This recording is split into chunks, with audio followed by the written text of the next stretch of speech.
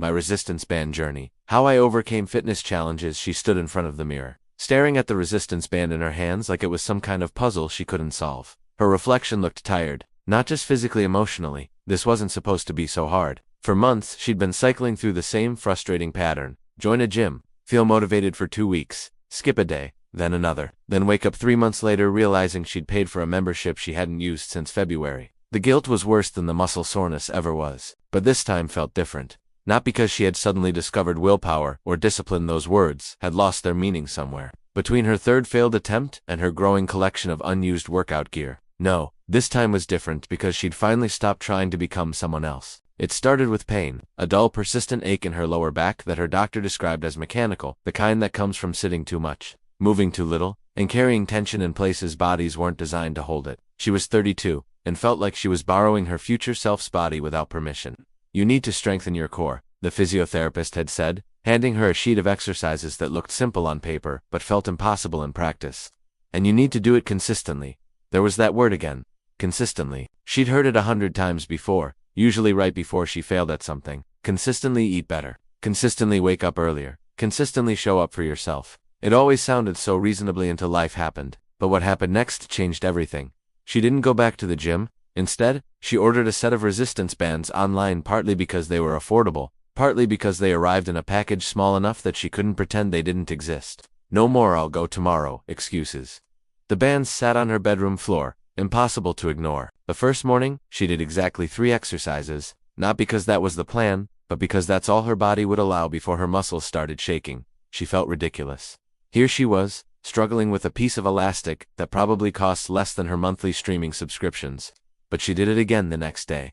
And the day after that. Researchers at Stanford found something similar in their studies on habit formation. When routine meets meaning, consistency finally sticks. It's not about motivation that comes and goes like weather. It's about creating conditions where the next right action feels easier than the alternative. For her, that meant no pressure, no 60-day transformations, no before and after photos she'd inevitably compare herself to and feel inadequate. Just her, a band, and 10 minutes before her morning coffee. What would you do in that moment? When the gap between who you are and who you want to be feels so vast that starting feels pointless. She almost quit during week 2. Not because it was too hard, but because it felt too easy. Where was the burn, the sweat, the dramatic montage moment where everything suddenly clicked? She'd been conditioned to believe that real change required suffering, and this just felt manageable.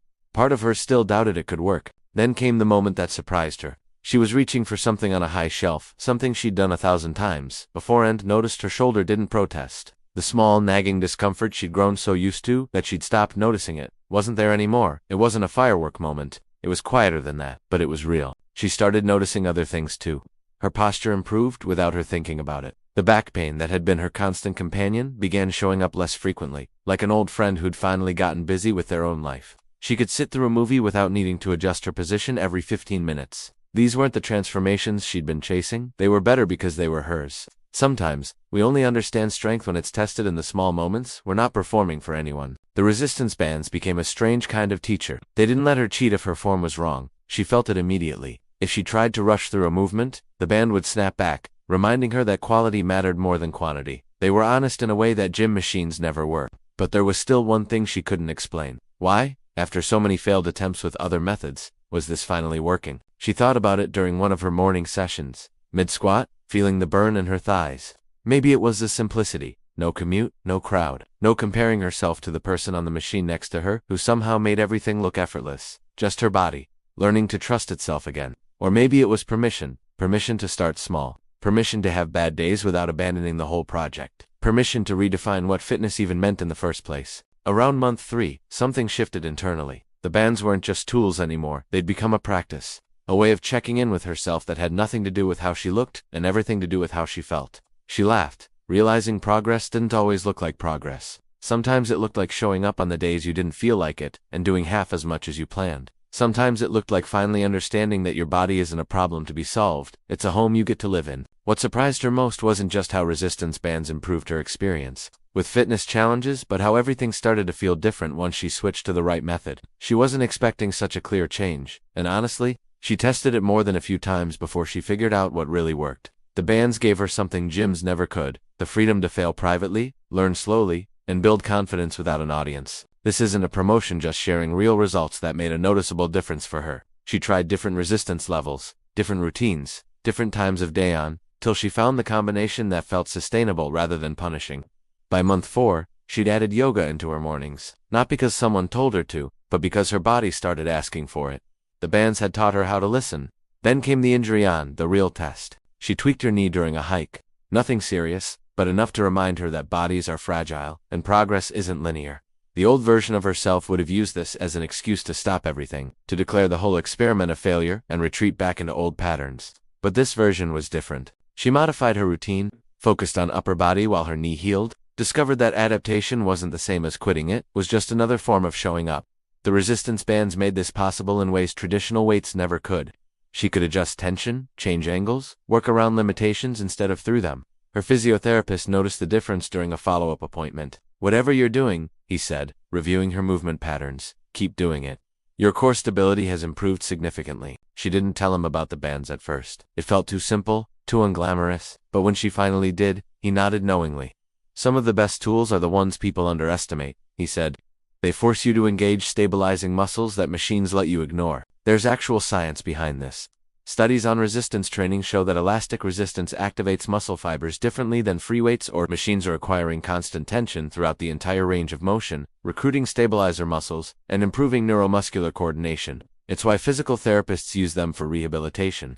She wasn't rehabilitating from anything dramatic, just years of neglect.